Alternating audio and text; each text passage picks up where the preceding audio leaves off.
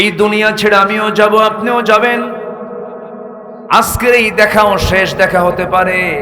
মালাকুল মউত যখন তখন চলে আসতে পারেন। বেঁচে আছি, দেখা হয়েছে তার সাথে, হয়তো কাল দেখা নাও হতে পারে, কিন্তু আমরা চাই মূল যেদিন পরীক্ষার দিন আসবে, মূল যেদিন ফলাফলের দিন আসবে, মূল যেই দিন ফলাফল আল্লাহ রাব্বুল আলামিন ঘোষণা করবেন হাসরের ময়দানে, আমরা সেই দিন আমার আল্লাহর সামনে হাজির হতে চাই। বাম হাতের আমল না ডান হাতের আমল নিয়ে, ডান হাতের আমল নিয়ে হাজির হতে হবে। আল্লাহর সামনে লজ্জা পাবো না আমরা, আল্লাহর সামনে সম্মান নিয়ে আমরা দাঁড়াতে চাই। লজ্জা নিয়ে দাঁড়ালে বড় বেকুব, বড় বেকায়দায় পড়ে যাব, বড় সমস্যায় পড়ে যাব। আমলনামা ডান হাতে হলে পর আল্লাহ রাব্বুল আলামিন সেই বান্দার প্রতি রাজি হয়ে যাবেন, খুশি হয়ে যাবেন। আল্লাহ রাব্বুল আলামিন বান্দাকে বলছেন, বান্দারে এই দুনিয়াতে যে টাইমটা দিয়েছি প্রত্যেকটা মুহূর্ত তোমার কাজে লাগাতে হবে, কারণ আমি তোমাকে জানিয়ে দিয়েছি লিয়াবলুয়াকুম আইয়ুকুম আহসানু আমালান ওয়া হুয়াল আজিজুল গফুর। জোরে বলুন আল্লাহু আকবার। তিনি মৃত্যু দিয়েছেন, তিনি মানুষকে সৃষ্টি করেছেন, জীবন মৃত্যু যিনি সৃষ্টি করেছেন তিনি বলতেছেন আমি তোমাকে এই জন্য সৃষ্টি করেছি যেন আমি বুঝে নিতে পারি তোমাদের মধ্যে কোন কোন বান্দাগুলো ভালো আমল করে যেতে পারে। ভালো আমল করতে হবে, নেক আমল করতে হবে। নেক আমল হচ্ছে এমন একটা জিনিস, হাজার রাতের তাহাজ্জুদ বাদ পড়ে গেছে, এটা আপনার জন্য বড় লস নয়, কিন্তু আপনি কোনো কবিরা গুনায় নিজেকে জড়ান নাই। সবচেয়ে বড় চ্যালেঞ্জ হলো আমাদের জীবনে যেন কোনো বড় গুনাহ, কবিরা গুনাহ যেন আমাদের জীবনে না আসে। আমি কি কথা কি বোঝাতে পেরেছি? কবিরা গুনাহ থেকে যদি আমরা নিজেকে মুক্ত রাখতে পারি, হাজার রাতের নফল নামাজ, হাজার মাসের নফল রোজার চাইতে আমি যদি কবিরা গুনাহ থেকে নিজেকে বাঁচাতে পারি, এটাই আমার জান্নাতের জন্য সবচেয়ে বেশি প্লাস হয়ে যাবে। আল্লাহ রাব্বুল আলামিন বলেন, ইন তাজতানিবু কাবাইরা মা তুনহাউনা আনহু নুকাফির আনকুম সাইয়্যাতিকুম ওয়া নুদখিলকুম মুদখালান কারীমা। বান্দা তুমি যদি বড় বড় কবিরা গুনাহগুলোকে ছেড়ে দাও, আর যদি আমার সমস্ত হারাম কাজ থেকে নিজেকে যদি গুটিয়ে রাখতে পারো, তোমার জীবনের ছোট ছোট যে গুনাহগুলো আছে, যে গুনাহগুলো ছোট্ট ছোট্ট গুনাহ, সেই গুনার দিকে আমি আল্লাহ নিজেই কখনো নজর দিয়ে তাকাবই না। জোরে বলুন সুবহানাল্লাহ। কোরআন আল্লাহ পাক বলছেন নুকাফির আনকুম সাইয়্যাতিকুম, ছোট ছোট গুনাহ সব মাফ করে দাও। বড় বড় গুনাহগুলোকে তুমি ছেড়ে দাও। সাহাবায়ে কেরাম বললেন, ইয়া রাসূলুল্লাহ, কবিরা গুনাহগুলো কি কি আমাদেরকে একটু বলুন তো। রাসূল বলেন, আলা, আমি কি তোমাদেরকে এমন কিছু গুনার কথা বলবো যে সমস্ত গুনাহগুলো সবচেয়ে বড় কবিরা গুনাহ। আলা উনাব্বিউকুম বিআকবারিল কাবাইর, আমি কি তোমাদেরকে বড় বড় গুনার কথা বলবো নাকি? নাম ইয়া রাসূলুল্লাহ। আমার নবীজি বললেন, নাম্বার 1 হলো আল ইশরাকু বিল্লাহ, আল্লাহর সঙ্গে শিরিক করা। নাম্বার 2 হলো উকুকুল ওয়ালিদাইন, পিতামাতার সঙ্গে খারাপ আচরণ করা। নাম্বার 3 হলো কাউলুজ জুর, বেহুদা কথা বলা, বাজে কথা বলা, বেফাস কথা বলা। কয়টা বললেন? এই হাদিসে কয়টা আসছে? 3টা। আমরা একটু 3টাই নিয়েই থাকি আজকে বাস্তব একটা সময়ের জন্য। এরকম কবিরা গুনার একটা বিশাল লিস্ট আছে। কোরআন স্টাডি করতে হবে, কোরআন পড়তে হবে। জান্নাত নেব না বুঝে না জেনে জান্নাত পাওয়া যাবে বলেন? বুঝতে হবে। শুধু আলেমদের জন্য কোরআন তো নাজিল হয়নি। এই 16 বছর ইসলাম শিক্ষাকে নিভিয়ে দেওয়ার জন্য বহু ষড়যন্ত্র করা হয়েছে। আসতে বলুন, জোরে বলুন, ঠিক কিনা? প্রমোট করেছে বামপন্থীদের। সম্মানিত ভাইয়েরা, আমরা ঢেলে সাজাতে চাই সবগুলোকে ইনশাআল্লাহ। ইনশাআল্লাহ বলেন, জোরে বলি ইনশাআল্লাহ। পরামর্শ দিচ্ছি আমরা, কথা বলছি আমরা। আফামা খালিদ হোসেন হাফিজাহুল্লাহ, ধর্ম উপদেষ্টা, ভালো মানুষ। ওনাকে আমি না হলে আজ থেকে 12-13 বছর আগের থেকে চিনি। খুবই নম্র এবং অত্যন্ত পায়াস মানুষ। চেষ্টা করছেন তারা তাদের প্ল্যাটফর্ম থেকে, তাদের জায়গা থেকে চেষ্টা করছেন। একটা ভেঙ্গে দেওয়া জাতি, বুঝেন না? ভেঙ্গে ফেলেছিল সবকিছু।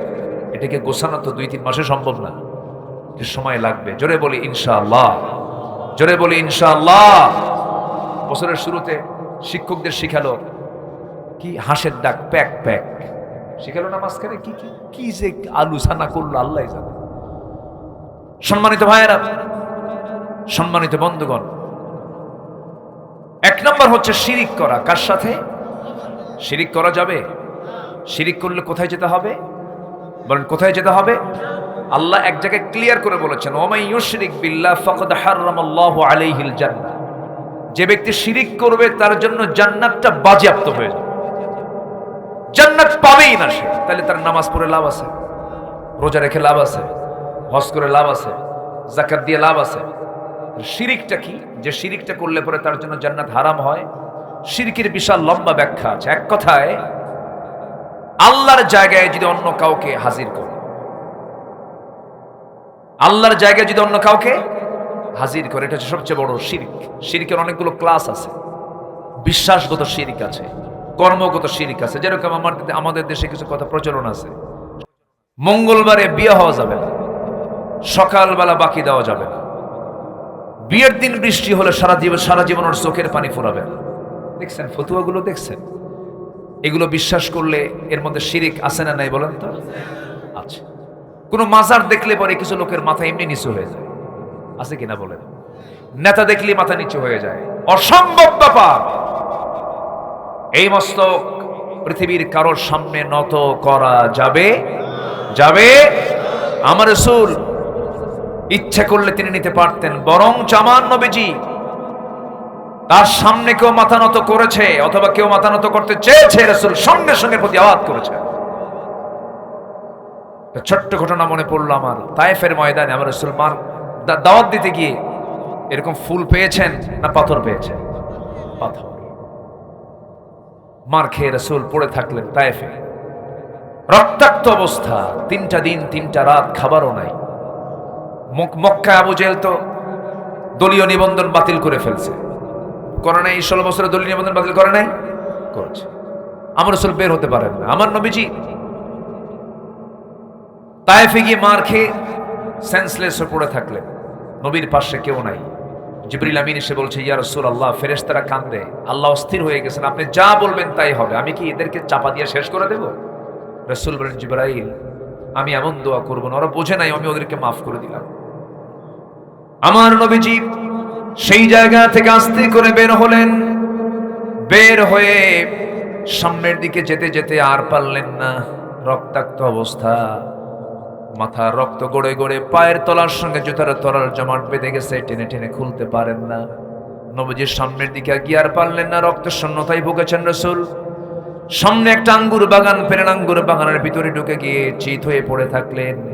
আঙ্গুর বাগানের একজন কেয়ারটেকার দূর থেকে দেখে ভাবতেছে, যুবকটাকে কাছাকাছি গিয়ে দেখে এত সুন্দর চেহারার মানুষ জীবনে তার চোখে পড়ে নাই। এই যুবকটার হলো কি? রক্তাক্ত অবস্থা, আঙ্গুর বাগান থেকে থোকা থোকা কয়েকটা আঙ্গুর হাতের মধ্যে পেড়ে নিয়া চিপে চিপে চিপে চিপে মোটে 1 গ্লাস আঙ্গুরের রস তৈরি করে নিয়ে রাসূলের সামনে দিয়ে বলছে, যুবক, তুমি এটা তাড়াতাড়ি পান করো, নচেত মরে যাবে। আমার নবীর হাতটা কাঁপতেছিল, সিরাত ইবনে হিশামের মধ্যে আসছে। নবীজি গ্লাসটা নিলেন হাতের ভিতরে, মুস্কি একটা হাসি মেরে বিসমিল্লাহ বলে সেবন করলেন, পান করলেন। এরপরে কিছুক্ষণ চুপ থেকে যুবকের দিকে তাকায় তাকায় বলছেন, রাসূল বলছেন, যুবক, তোমার নাম তো আব্বাস। হঠাৎ করে যুবক মনে ভাবলো, আমার নাম কেমনে জানলো? দেখা হলো না, কথা হলো না, আমার নামটা জানলো কেমনে? পরিচয় কেমনে সে পেল? রাসূল কিছুক্ষণ পর বলছেন, যুবক, তুমি যে গ্রামে জন্ম নিয়েছো সেই গ্রামের নাম হলো নিনোয়া। এই গ্রামের নামটা জানলো কেমনে? এবার বলতেছে, তুমি আমার গ্রামের নাম জানলে কেমনে? এবার তিনি বলছেন, তুমি যে গ্রামে জন্ম নিয়েছো সেই গ্রামে জন্ম নিয়েছেন আল্লাহর পয়গম্বর ইউনূস আলাইহিস সালাতু ওয়াস সালাম। এবার বলা হলো নবীর খবর, আমার গ্রামে জন্ম তোমাকে কে দিল? আমার নবীজি মুস্কি হাসি মেরে বলছেন, একজন নবীর কাছে তো আরেকজন নবীর খবর থাকতেই পারে। জোরে বলি সুবহানাল্লাহ। এখন এই যুবকটা ছিল হলো খ্রিস্টান। কি ছিল? খ্রিস্টান। আশ্চর্য হয়ে তার আর বুঝতে দেরি হলো না, খ্রিস্টানি কায়দায় তারা দুটো হাত নিয়ে সোজা নবীর পায়ের কদমে চুমু খেয়ে সেজদা দিয়ে তাকে ধন্য করবে, এমন প্রিপারেশন যখন নিচ্ছিল, আমার নবীজি চট করে দুই হাত ধরলেন, দুই হাত ধরে বুকের সঙ্গে বুক লাগাই দিয়ে বলছে, আব্বাস তুমিও বান্দা আমিও বান্দা, বান্দা বান্দাকে কখনো সেজদা দিতে পারে না, যদি সেজদা দিয়ে দেয় সে মুশরিক হয়ে যাবে। সঙ্গে সঙ্গে আব্বাস বলছে, আপনি যে আল্লাহর পয়গম্বর, কোনো সন্দেহ না, আমাকে পড়ায় দেন আশহাদু আল্লা ইলাহা ইল্লাল্লাহু ওয়াহদাহু লা শারীকা লাহু ওয়া আশহাদু আন্না মুহাম্মাদান আবদুহু ওয়া রাসূলুহু। হেদায়েতের মালিক কে? আসতে বলবেন না, কে? আল্লাহ। শিরকের কাছে আমরা কেউ যাব? শিরকের কাছে কেউ আমরা যাব? কোন মাজারে সেজদা দেওয়া যাবে? এই মাজারগুলোতে কিছু সন্ত্রাস থাকে, কিছু গুন্ডা থাকে, এই মোষ মোটা তারপরে কি মোষ বড়, দাড়িগুলো জটলা পাকানো, মাথার চুলগুলো জটলা, মানে মাথার চুলে জট, মোষও বড়, দাড়িও বড়, বগলের চুলও বড়, নিচের দিকে আর গেলাম, একদম অসামাজিক একটা পাগল অসামাজিক ব্যক্তি কখনো আল্লাহর ওলি হতে পারে? কাসাখোর কোনোদিন আল্লাহর ওলি হয় নাকি? মানুষ পাগল, বুঝলেন, মানুষও তার পিছনে যায়। আমি নিজের চোখে একদিন দেখি গাবতলীতে এক পাগল সালাড চট পড়ে পড়ে যাচ্ছে, অনেক শিক্ষিত মানুষও তার পিছে পিছে যায়। বাবা, ও বাবা একটা বাচ্চা দিবা, ও বাচ্চা ধর মহাজন, বাচ্চা দিবা একটা। বাবা কিছু কয় না, বাবা কিছুক্ষণ পর হাঁটতেছে আর পেশাব করতেছে, পিছন থেকে সবাই এই তো বাবার রহমতের পানি পড়া শুরু হয়েছে। যেরকম নাউজুবিল্লাহ, মানুষ কি এত পাগল হয় নাকি? বাচ্চা দিবেন কি দেবেন না, এই ক্ষমতা একমাত্র কার? আবার এরাও কিছু দরবেশের ভান ধরে, হয়তো কেউ যে বলে, বাবা একটু কথা বলো, আমার কপালে কিছু আছে কি, বিয়ে শাদী আছে, বাচ্চা কাচ্চা আছে, 10 বছর বাচ্চা কাচ্চা হয় না, বাবা একটু কথা বলো তো।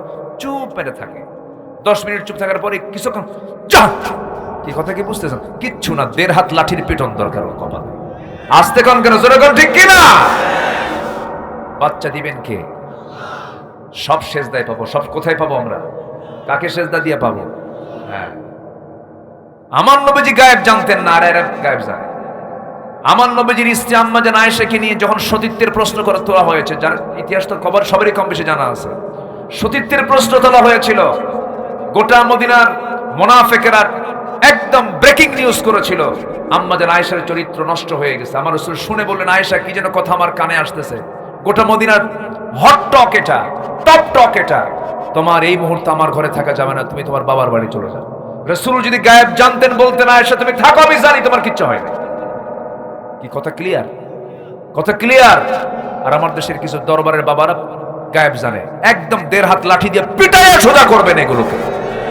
এগুলো সব ইবলিসের পাঠশালা, ঈমান বিধ্বংসী, এরা ঈমান বিধ্বংসী কামান, এদের ধারে বসাও যাবেন না। যারা ঈমান নিয়ে খেলবে, আমাদের তাদের কাছে যাওয়ার দরকার আছে নাকি? দেবেন কে?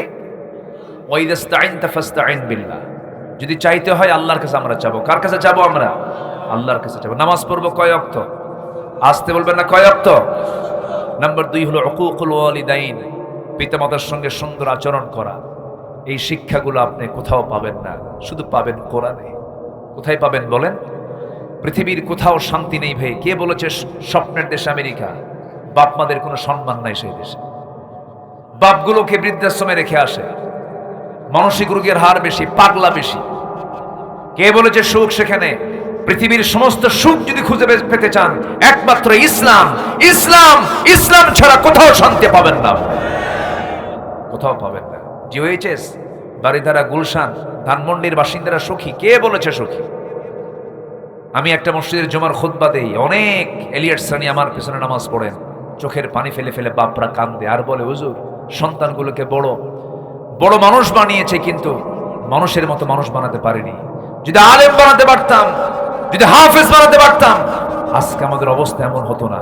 আপনার সন্তান জজ হোক, আপনার সন্তান এসপি হোক, আপনার সন্তান প্রশাসক হোক, কিন্তু আমি দেখতে চাই, আমার কথা হলো আপনার সন্তান হাফেজ ডাক্তার হবে, হাফেজ জজ হবে, হাফেজ বিচারপতি হবে, হাফেজ ইঞ্জিনিয়ার হবে, আল্লাহর কসম সে রোড চোর হবে না। আমরা এমন একটা শিক্ষা নিতে চাই, আমরা এমন একটা শিক্ষা জাতিকে দিতে চাই। জোরে বলি ইনশাআল্লাহ, আরো জোরে বলি ইনশাআল্লাহ। নৈতিকতার শিক্ষা ছাড়া জাতির কোনোদিন কল্যাণ হতে পারে। রাগ করতেছেন নাকি আপনারা? এই গাজীপুরে আপনাদের পাশাপাশি তো জেলা, গাজীপুর পাশাপাশি জেলা না? যাবেন বৃদ্ধাশ্রমে যাবেন, ওখানে বৃদ্ধাশ্রম কিছু আছে। আমি একদিন গেছি দেখতে, বিশাল বয়স্ক মানুষ, অনেক বড় অফিসার ছিলেন। বললাম আপনার বাড়ি কোথায়? ধানমন্ডি। আপনার ছেলে মেয়ে? আমার ছেলেদের দেখার সময় নাই, এখানে মাসে মাসে টাকা দেয় তো, আর এরা আমাদেরকে দেখে। চোখের কোনা বেয়ে টপ টপ করে পানি পড়ছে। আমি চ্যালেঞ্জ দিলাম, গোটা পৃথিবীর কোন বৃদ্ধাশ্রমে একজন আলেম হাফেজের বাপ মাকে দেখতে পাবেন না, পাবেন না। এই জন্য সবার কাছে আমার উদাত্ত আহ্বান, মাহফিল আসছেন, কোরআনকে নিয়ে আমরা থাকবো সব জায়গায়। জোরে বলি ইনশাআল্লাহ, জোরে বলি ইনশাআল্লাহ। নাম্বার 3, কাউলুজ জুর, বেফাস কথা। এটা কবিরা গুনাহ। বেফাস কোনো কথা বলবো না। ইমানদারের মুখের কথা হবে দলিল লেখকের লেখার মতো। আমার কথা কি বুঝে আসতেছে? দলিল লেখক কি ইচ্ছা করে কোনো ভুল করে? অনাকাঙ্ক্ষিত কোনো ভুল হতে পারে, কিন্তু খুব সতর্কতার সাথে সে লেখে, বারবার দেখে, বারবার পড়ে, বারবার দেখে, বারবার পড়ে, লেখে। ঠিক তেমন ইমানদারের মুখের জবান হবে হলো দলিল লেখার মতো, যেন একটা কথা যেন স্লিপ না হয়। বেফাস কোনো কথা বলা যাবে না। একটা উচ্চপদস্থ ব্যক্তির মুখ থেকে আমরা দীর্ঘ 16টা বছর নাটকের কথা শুনেছি। খেলা হবে, এটা একটু রুচির মানুষ হলো, এটা কোনো রুচির কথা এগুলো? কই খেলা তো হবে বললেন, আপনি তো নাই। এখন কোন আসমানে যা আছে আল্লাহ জানে, দুনিয়া আছে না আসমানে আছে আল্লাহ জানে। এই সমস্ত কথাগুলো একজন বিজ্ঞ ব্যক্তির মুখ থেকে, সচেতন ব্যক্তির মুখ থেকে বেফাস কথা কখনো বের হতে পারে না, ঠিক কি না?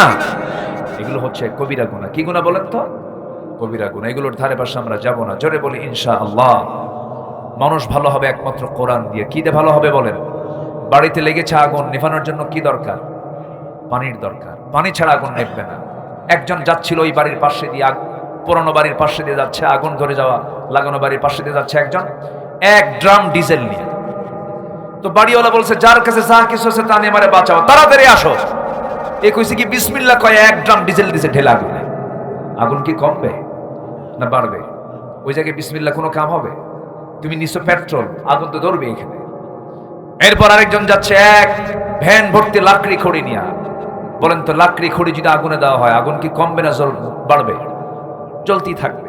ঠিক তেমনি পৃথিবীর সকল অশান্তি দূর করার জন্য দুনিয়ার কোন বিধান দিয়ে, আমার আপনার বুদ্ধি দিয়া কোন আইন রচনা করে মানুষকে শান্তি দেওয়া যাবে না। একমাত্র শান্তি আসতে পারে ইসলাম, ইসলাম, ইসলাম দিয়ে, ঠিক কিনা?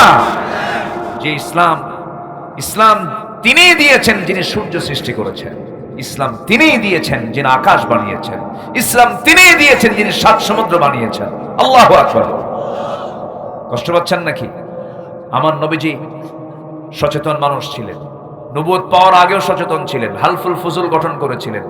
ওই আরবকে, ওই কুরাইশকে ভালো করার জন্য হেলফুল ফুজুল গঠন করেছিলেন, পারেন নাই। শত চেষ্টা করেও তিনি ব্যর্থ হয়েছেন। বিশ্বনবী যদি তার চেষ্টা করে যদি ব্যর্থ হন, সফল হয়েছেন কখন? যখন তার হাতে কি এসেছে? কোরআন। কোরআন বলেন, কি এসেছে? কি এসেছে বলেন? কোরআন যখন এসেছে তখন তিনি সফল হয়েছেন। বলি আলহামদুলিল্লাহ। মাছ মারতে গেছেন, এই দিকে কোনো নদী আছে নাকি? কি নদী?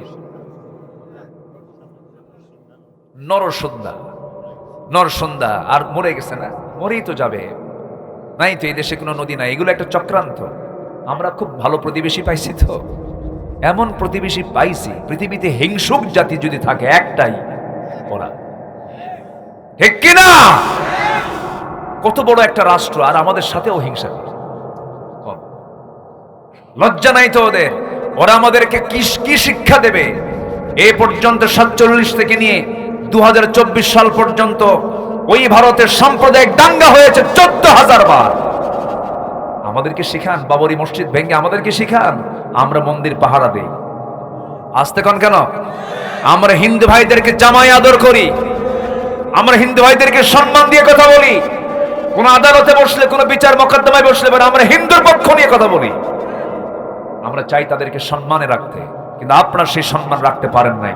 আহমদাবাদে পুড়ে মেরেছেন, বাবরি মসজিদ ধ্বংস করেছেন, গরু জবাই করতে নিষেধাজ্ঞা দিয়েছেন, মাইকে আজান নিষিদ্ধ করেছেন আপনারা কি সিদ্ধান্ত দিবেন? আপনারা কি শিখাবেন আমাদের? যে আজান দিক, সমস্যা নেই, একজন জবাব দেন, আমি কথা বলি। সম্মানিত ভাইয়েরা, তাহলে আজানটা শেষই হয়ে যাক, কাছাকাছি তো আজান শেষ হোক। তবে এটা মনে হয় একটু মুখে বললে হয়ে যেত।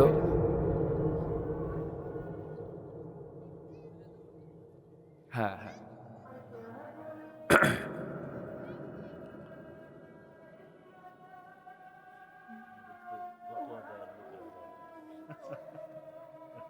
জি, আমি কিন্তু উঠতে বলিনি, আজান হয়েছে সমস্যা নাই। আমি কিন্তু বেনামাজি হুজুর না, আমি নামাজি হুজুর। বসেন, আমার দেশে কিন্তু বেনামাজি হুজুরও আছে, কিন্তু আছে না নাই বলেন তো? আছে, বেনামাজি দরবারও আছে। নামাজের কোনো কি লাগে না, মানে মোল্লা মুন্সি নামাজ পড়ে মারেফত তো বোঝে না, বাবার নামে হালকা দিলে অজু গোসলও লাগে না, এগুলো দরবারও কিন্তু আছে। বসেন, আজানটা হয়ে যাক, এরপরে আমি আমার অসম্পূর্ণ কথা একটু ফিনিশিং দিয়ে আমি শেষের দিকে যাব, এরপর আমরা নামাজে দাঁড়িয়ে যাব এই জায়গাতেই। জোরে বলি ইনশাআল্লাহ। এই উম্মতের জন্য গোটা জমিনটাই মসজিদ, গোটা জমিনটাই কি মসজিদ, কোনো সমস্যা নাই। বসো।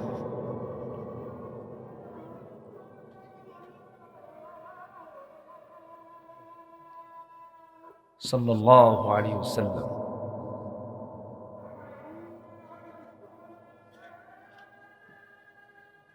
ইন্ডিয়াতে মাইক আজান দিতে দেন, এত হিংস্র জাতি এরা। এরা এই দুটো পৃথিবীর সবচেয়ে বন্ধ প্রতিম রাষ্ট্র হচ্ছে ইন্ডিয়া এবং ইসরায়েল।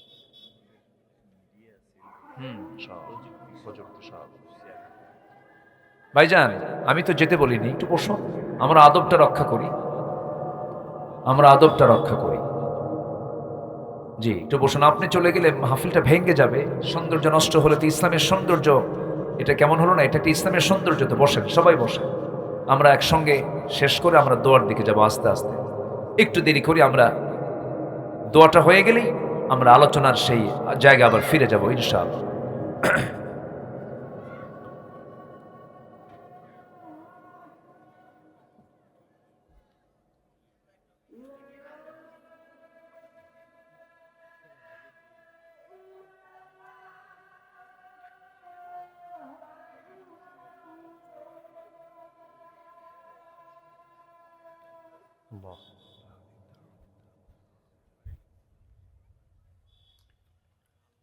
সম্মানিত ভাইয়েরা, আমি কি আর কিছুক্ষণ কথা বলবো? কোনো কষ্ট, অসুবিধা কি, কোনো মন খারাপ করবেন না তো? বলি ইনশাআল্লাহ। যে আমি ঘড়ি দেখবো না, আপনি ঘড়ি দেখবেন বলে বলেন। মসজিদে ঘড়ি দেখার দায়িত্ব কার? মুসল্লির না খতিবের? এখন ঘড়ি দেখে কারা? মুসল্লির। হুজুর সময় বোঝেন না, আছে কিনা, আছে কিনা বলেন তো, আছে কিনা? মুসল্লি সবার পরে আসে, বলে হুজুর টাইম বোঝেন না, টাইম বোঝেন না। মসজিদ কমিটির মধ্যে যদি কোনো চোর দেখেন, কোনো মদখোর দেখেন, জেনাকার দেখেন, আর সুদ খায়, এরকম যদি কমিটির কোনো মেম্বার থাকে, এখনই চান্স, ঘাড় ধাক্কা দিয়ে বের করে দিবেন মসজিদ থেকে, একদম বের করে দিবেন। ওরা তো দখল করতে করতে পোস্টারও দখল করছিল। পোস্টারে কার নাম আগে দিচ্ছে, কার নাম পরে দিয়েছে, কোন নাম বাদ পড়ছে, এটার জন্য মাহফিল বন্ধ। আজকে তোদেরকে আল্লাহ চিরতরে বন্ধ করে দিচ্ছে। যা, কোরআনের সঙ্গে অবমাননা আল্লাহ সহ্য করেন না তো। সম্মানিত ভাইয়েরা, একটু কান লাগান, মনোযোগ দিয়ে শোনেন কথাগুলো। তাহলে 3টা গুনাহ আজকে আমরা শিখলাম। 1 নাম্বার হচ্ছে কি করা, মনে আছে আপনাদের? কি করা? শিরিক। নাম্বার 2 হলো বাপ মার সঙ্গে কখনো বাজে আচরণ করা যাবে না। ভুল হয়ে গেছে, মাফ চেয়ে নেবেন। আপনি কি জানেন পৃথিবীর সকল মানুষের ভিতরে 2 জন মানুষের দোয়া আল্লাহর দরবারে এত সোজাভাবে দোয়া কবুল হয়, বন্দুকের গুলি মিস হয়, এই 2 জন ব্যক্তির দোয়া মিস হয় না। কে বলেন কে? এই মূল্যবান সম্পদ বাড়িতে থাকার পর আপনি কোন বাবার কাছে যান, কোন হুজুরের কাছে আপনার দোয়া চাইতে যান? আপনি যে হুজুরকে আপনি খাওয়ায় সন্তুষ্ট করতে পারবেন না। কারে এরকম খাওয়া তো আরেকবারই তো খাইছি। কোনো টাকা দিয়ে সন্তুষ্ট করতে পারবেন না। বাপ মার সন্তুষ্টির জন্য কিচ্ছু লাগে না, খালি সুন্দর একটা সালাম দিবেন, একটু পাশে বসবেন, যদি মা বেশি বুড়ি হয়ে যান, একটু খুনসুটি করবেন, একটু চিত্তের খোরাক দেওয়ার চেষ্টা করবেন, বুকের মধ্যে আগলে রাখবেন, কোলে নিয়ে নিবেন। যখন মা একদম বুড়ি হয়ে যান, 80 বছর 25 বছর ছোট হয়ে যায়, কোলের মধ্যে তুলে নিবেন। কোলের মধ্যে তুলে নিয়ে মার ঘামটা নিবেন, মার কপালে চুম্বন এঁকে দিয়ে বলবে, মা ছোটবেলায় তুমি আমাকে যেমন করে কোলে আমাকে লালন পালন করেছো, তোমাকে আজকে আমি কোলে নিয়েছি। দিলটা ভরে যাবে মা।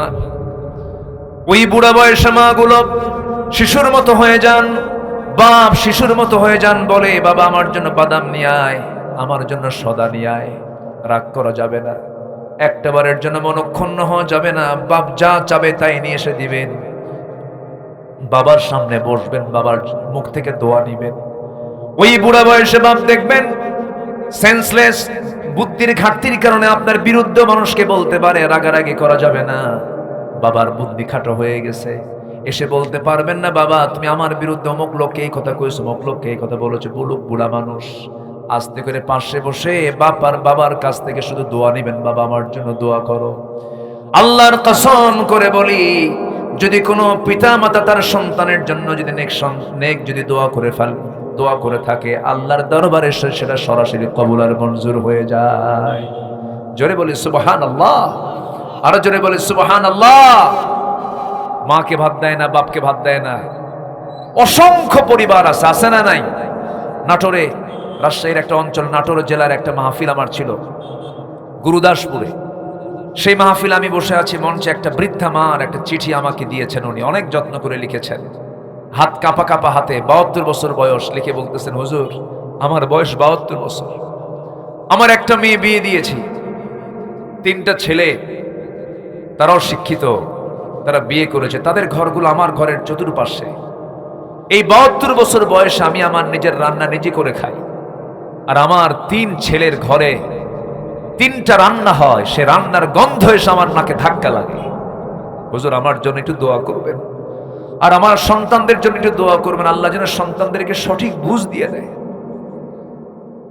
যেই মা ওই 3 সন্তানকে এক হাড়িতে খাওয়াইছেন, আর সেই মা 3 সন্তানের 3 হাড়িতেও মায়ের খাবার জোটে না। পোড়া কপাল, এরকম পোড়া কপাল আছে না কিশোরগঞ্জে? আসতে বলবেন না, আছে না নাই? ভেঙে ফেলো এগুলো সব চিন্তা মাথা থেকে। তোমার মাকে আগে প্রায়োরিটি দাও। আচ্ছা বলুন তো, মা বড় না বউ বড়? মাহফিলে মা বড়, বাড়িতে বউ বড়। দেখেন ঠিক কইছে একজন, বাস্তব তো তাই। মার সম্মান আছে মার জায়গায়, বইয়ের সম্মান আছে বইয়ের সম্মান যে নাই তা না, বইকে সম্মান করবেন আপনি, কিন্তু মার চাইতে বেশি, আজ থেকে মার চাইতে বেশি। মার ব্যাপারে ইন্টারফেয়ার করতে গেলে চোখ রাঙিয়ে কথা বলবেন আপনি। মার ব্যাপারে সে উনি দোষ করুক আর না করুক, মার ব্যাপারে যেই কথা বলতে আসবে ধরে ফেলবে। কি কথা বুঝতেছেন? কথা বুঝতেছেন? মানে তারা যেন বুঝতে পারে পৃথিবীতে আল্লাহর পরে মা বাবা। তোমার মাকে তুমি সম্মান করো, আমার মাকে আমি সম্মান করি। ক্লিয়ার কথা একদম। তোমার বাপকে তুমি সম্মান করো, আমার বাপকে আমি সম্মান করি। এরকম করে যদি বুক উঁচু করে না কথা বলতে পারেন, আল্লাহর কসম ওই সংসার ধ্বংস হবে। এই কথা কি বুঝতেছেন আপনারা? কথা বুঝতেছেন? এর মানে আবার বুঝবেন না যে বউয়ের নাম একেবারেই নাই, স্ত্রীর সম্মান আছে, স্ত্রীর দোষ মার সামনে ধরবেন। কি কথা কি বোঝা গেল? আবার মার যদি কোনো দোষ আপনি পানও, বউয়ের সামনে কোনো ক্রমে বলবেন না, আস্তে করে ডাক দিয়ে বলবেন, মা এই জিনিসটা দেখলাম, তুমি একটু ঠিক করে নিও। আমার মা কি কঠোর? এই আমাদের মা কি কঠোর? আমাদের মা কি কঠোর? কঠোর না। আপনি আপনার মতো করে বুঝাবেন। আল্লাহ সবাইকে তার পারিবারিক জীবনে সুখী হওয়ার তৌফিক দান করুন। জোরে বলি আমিন। অনেক অশান্তির মধ্যে এই সমস্ত কাজগুলো চলছে আমাদের সংসারে, অনেক যতনা আছে। যারা শুনতেছেন প্রত্যেকের পরিবারে কিন্তু কম বেশি এগুলো আছে না নাই? আচ্ছা, এই কথাগুলো কি বলার প্রয়োজন ছিল? বলার প্রয়োজন ছিল?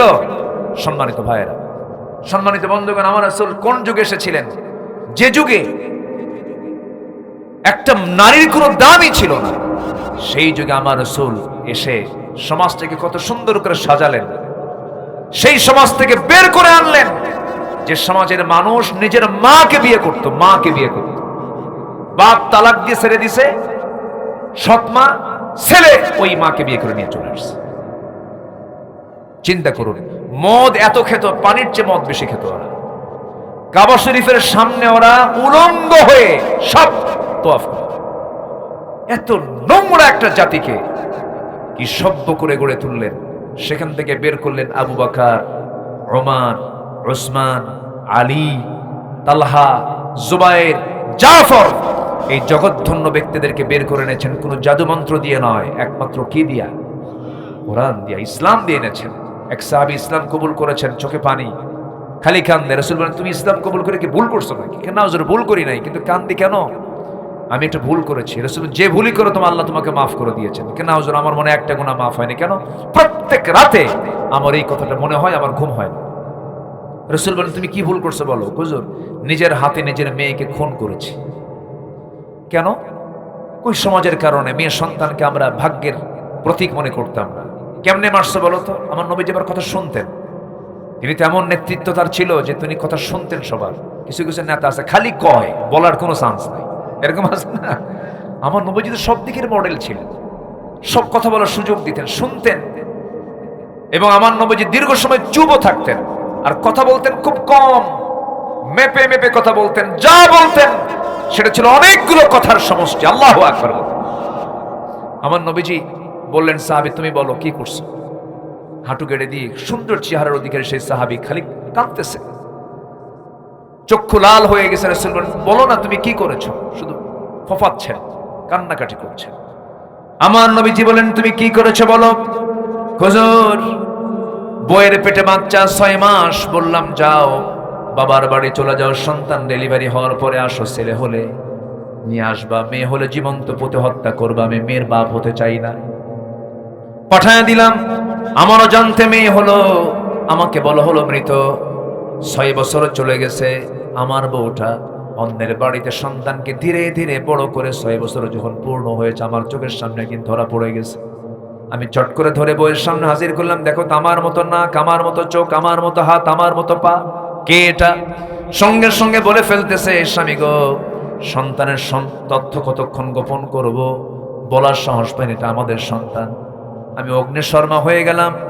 এত রাগ আমার ভিতরে জমে গেল জিহালাতের কারণে। হুজুর, এই সমস্ত রাগগুলোকে আমি নিজের ভিতরে চাপা রেখে অভিনয় শুরু করে দিলাম। ঠান্ডা মাথার খুনি বনে গেলাম। মেয়েটাকে আস্তে করে মা বলে ডাক দিলাম, কোলের মধ্যে নিয়ে আদর করলাম, চুমা দিলাম। মেয়েটা বলতেছে, বাবা তুমি অনেক ভালো মানুষ, তুমি আমার সুন্দর বাবা, আমার মা তোমাকে আসতে দেয় নাই, তোমার কাছে মার দারুণ দোষ আছে। আমি তাকে কাছে নিয়ে নিলাম, অভিনয় করে আমি জিতে গেলাম। কিন্তু মেয়ে তো জানে না এই বাবার কোল আমার জন্য নিরাপদ নয়। এই মেয়েটাকে পরের দিন বললাম, মা তোমাকে নারীর বাড়ি নিয়ে যাব। এই কথা বলে সুন্দর পোশাক পরায় দিয়া তাকে নিয়ে যখন চলে গেলাম, নারীর বাড়ির দিকে না গিয়ে জঙ্গলের দিকে পার হলাম। জঙ্গল পার হচ্ছে, মেয়েটার মুখ ছোট হয়ে যাচ্ছে। হুজুর, মেয়েটা বারবার আমাকে চুমো খায়ার বলে, তুমি নারীর বাড়ি কখন যাবা? কিচ্ছু বললাম না। জঙ্গল পার হয়ে ঠিক দ্বিপ্রহর কোদাল দিয়ে গর্ত খনন করতেছিলাম। মেয়েটা বারবার বলে, কোদাল দিয়ে গর্ত খনন কেন? কেন বাবা, কি করবে তুমি এই জায়গায়? কিচ্ছু বললাম না। আমার দাড়ির মধ্যে সিটকেসে মাটি ঢুকে যায়। আমার ছোট্ট মেয়েটা 5টা আঙ্গুল দিয়ে সেই খিলাল করে করে মাটিগুলো সরায় দিয়ে বলে, বাবা কখন তুমি নানির বাড়ি যাবা? এরপরে আমার শরীর থেকে ঘাম ঝরতেছিল, গামছা দিয়া সেই ঘামগুলো মুছে মুছে দেয় আর বলে, বাবা গর্ত খনন কেন করছো? কিচ্ছু বললাম না। গর্ত খনন যখন শেষ হয়ে গেল, মেয়েটাকে বললাম, মা দেখো তো গর্ত খনন কেমন হয়েছে, একটু দেখো তো। আমার মেয়েটা মুসকে একখান হাসি মেরে উকি মেরে যখন দেখতে লাগলো গর্তের দিকে, আমি পিছন দিকে চলে আসলাম। পিছন দিকে চলে এসে এমন জোরে সজোরে ধাক্কা মারলাম, এক ধাক্কায় গর্তের মধ্যে পড়ে গেছে। উপর হয়ে পড়ে আবার চিত হয়ে 2টা হাত এক জায়গায় করে বলছে, বাবা বুঝতে পেরেছি আমার বাবার কথাই সত্য হয়েছে, আমার মার কথাই সত্য হয়েছে, আমার মা আপনার ব্যাপারে যা বলেছেন তাই সত্য হয়েছে। আমাকে আজকে তুমি মেরে ফেলবে বাবা, আমি বুঝতে পেরেছি। তোমার কাছে আমি একটাবার করজোরে মিনতি জানাই, প্রাণ ভিক্ষা চাই, একটাবার আমাকে বাঁচায় দাও। আমৃত্যু আমার চেহারা তোমার সামনে আমি কখনো দেখাবো না। বারবার হুজুর আমাকে বাঁচার জন্য বলতেছে। এমন সময় মেয়েটাকে নিয়ে দিল পরিমাণ চুল পরিমাণ আমার মোহাব্বত জাগলো না। আমার হাতের মধ্যে পাথর নিলাম, পাথর নিয়ে চোখ বন্ধ করে তার কলিজা বরাবর মেরে দিলাম। কলিজা বরাবর যখন মেরে দিলাম, ফিনকি দিয়ে রক্ত পড়া শুরু হলো। বাবা বলে চিৎকার করে ডাক দিল। ওই যে চিৎকার করে একটা ডাক দিয়ে শেষ হয়ে গেল, পাথর চাপা দিয়ে মাটি চাপা দিয়ে জন্মের মতো দুনিয়া থেকে বিদায় করে দিলাম। আমার নবীজি এই কথাগুলো শোনার পরে বলছে সাহাবীরা, এরপরে হুজুর আমি রাত্রিবেলা ঘুমোতে যাই, আমার ওই মেয়েটা যেন এখন আমাকে ডাকে আব্বা আব্বা বলি, আমার ঘুম হয় না, আমার মনে হয় এই গুনাহটা মাফ হয় নাই।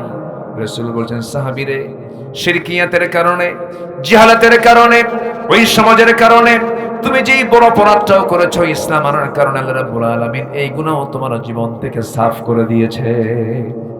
আমার ভাইরা সেই মানুষগুলোকে সুসভ্য করে গড়ে তুলেছেন ইসলাম দিয়ে। আমার বন্ধুগণ, চরিত্রকে সুন্দর করার জন্য ইসলাম সবার আগে দরকার। আমার দেহে ইসলাম থাকতে হবে, মাথা থেকে পা পর্যন্ত ইসলাম থাকতে হবে, ঘরে ইসলাম থাকতে হবে, বন্ধুর মধ্যে ইসলাম থাকতে হবে। যার একটা ভালো বন্ধু আছে সে বড় ভাগ্যবান। বন্ধু নির্বাচন করবেন ভালো, যে সার্কেলে চলবেন সেখানে ভালো সার্কেলে চলবেন। বিড়ির সঙ্গে থাকবেন গাঁজাখোর হবেন, বেনামাজের সঙ্গে থাকবেন আপনি লুটপাট করবেন। সংস্পর্শ সবকিছু আমরা বানাবো আল্লাহওয়ালার সাথে, জোরে বলি ইনশাআল্লাহ। আল্লাহ কবুল করুন, আল্লাহ কবুল করুন, আল্লাহ কবুল করুন। আজান হয়ে গেছে তো সবার মধ্যে একটা ছটফটানি শুরু হয়েছে, নামাজটা কখন পড়ি, নামাজটা কখন পড়ি, এটা পেরেশানি কাজ করছে। সম্মানিত ভাইয়েরা, কষ্ট পাচ্ছেন নাকি আপনারা? অনেক বাড়িতে মা বোন আছেন, আছেন না মা বোন? মা বোনরা কি নামাজ পড়ে? হ্যাঁ পড়ে, আবার পড়ে না, সমস্যা। আচ্ছা, বউ যদি নামাজ না পড়ে কি করবেন বলেন? কিছু কয় না। হ্যাঁ, বউ যদি নামাজ না পড়ে তাহলে কি করবেন বলেন? শাড়ি কিনে দিবেন। বউ নামাজ না পড়লে করণীয় কি বলেন? কি করণীয় বলেন না একটু, একজন বলেন না একটু। হ্যাঁ, শাসন, পিটাবেন। দেখছেন কি পিটাবে, দেখছেন কি অবস্থা কয়। আমি এই কথা বললে তো এখন এতক্ষণ মারা ভালোই ছিলেন, এখন তো আমি যদি পিটান। হ্যাঁ, স্বামী তার বউকে শাসন করতে পারবেন, মারতে পারবেন চারটা কারণে। কয়টা কারণে? আমার মার তো মনে মনে চিন্তা করি, হুজুর এতক্ষণ তো ভালোই ছিলেন, লাইন তো একটু ভিন্ন হয়ে গেল। শুনবেন, শুনবেন কি পিটানোর জন্য? পিটানোর জন্য শুনবেন? চারটা কারণে স্বামী তার স্ত্রীকে শাসন করতে পারেন, চারটা কারণে। নাম্বার 1 হলো যদি নামাজ না পড়েন, রোজা যদি না রাখেন, স্বামীর আনুগত্য যদি না করেন। নাম্বার 4 হলো সতীত্বের হেফাজত যদি না করেন। এই চারটা কারণে মারতে পারবেন। শর্ত হলো যখন আপনি আপনার বউকে মারতে যাবেন, পকেটের যে মেসোয়াকটা আছে সেই মেসোয়াকের দৈর্ঘ্য হবে 9 ইঞ্চি। এই 9 ইঞ্চি মেসোয়াক দিয়ে আপনি আপনার স্ত্রীকে মারতে পারেন। আর এরকম মেসোয়াক দিয়ে মারার দৃশ্য যদি কোনো পরপুরুষ পরমানুষ যদি দেখতে পায়, বলবে মারতেছে না, আদর করে। কি করে বলেন? মারবেন আপনি? অসম্ভব। আমার রাসূল কোন স্ত্রীকে মেরেছেন এমন একটা হাদিস কেউ দেখাতে পারবেন? দেখাতে পারবেন? পারবেন। মারবেন কেন আপনি? কে বলেছে মারতে আপনাকে? কে বলেছে এটা? গরুর মতো পিটানো কিছু স্বামী আছে না নাই বলেন তো? এগুলো কোন আচরণ? এগুলো তো সভ্য লোকের আচরণ না। যারা অসভ্য, যারা তারাই আচরণটা করতে পারে। সন্তানের সামনে যে স্বামী তার বউকে পিটাবে, ওই সন্তান বড় হয়ে ওর বাপকে পিটাবে। এই কথা কি বুঝতেছেন? কথা কি বুঝতেছেন? হ্যাঁ, এগুলো বুঝতে হবে। আপনি অসভ্যের পরিচয় দিবেন, পিঠায় মানুষকে ভালো করা যায় না। আল্লাহ তুমি সবাইকে বুঝার তৌফিক দাও। বউকে বলবেন ডাক দিয়ে, ওয়াজ করবেন, বউ তোমার যৌবন আমার কাছে, আমার যৌবন তোমার কাছে। তুমি কি জান্নাতে একসঙ্গে থাকতে চাও না আমার সাথে? হ্যাঁ থাকতে চাই। নামাজ পড়ো। একসঙ্গে দুনিয়াতে থাকলাম, একসঙ্গে আখিরাতেও থাকবো। ছেলে মেয়েকে ডাক দিয়ে বলবেন, একই ছাদের নিচে থাকলাম সারা জীবন, চল একসঙ্গে নামাজ পড়ি, একসঙ্গে জান্নাতেও থাকবো আমরা।